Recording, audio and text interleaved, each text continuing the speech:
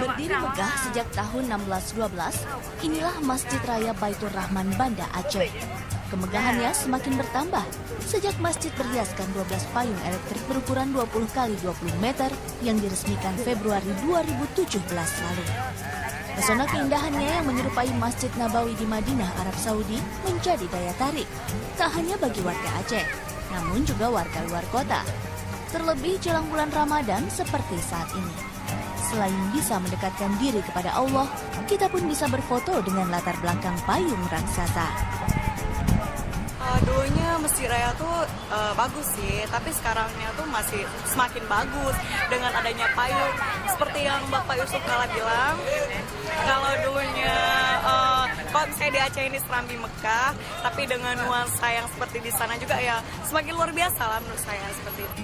Didirikan oleh Sultan Iskandar Muda, dahulunya masjid ini menjadi tempat perlindungan masyarakat Aceh saat melawan penjajah kolonial Belanda. Meski sempat dikuasai oleh tentara Belanda yang dipimpin John Kohler, masyarakat Aceh mampu mengambil kembali masjid kebanggaan ini. Masjid Raya Baitur Rahman juga menjadi saksi keganasan gelombang tsunami yang memporak-porandakan kota Aceh pada tahun 2004 silam. Ratusan warga selamat setelah berhasil menyelamatkan diri ke dalam masjid ini. Sejak direnovasi 2 tahun yang lalu, pemerintah Aceh menghabiskan 500 miliar lebih dari anggaran pendapatan daerah Aceh. Namun hasilnya kini bisa dirasakan oleh masyarakat Aceh. 24.000 jamaah sudah ditampung saat menjalankan sholat bersama. Munandar Syamsuddin melaporkan untuk NET.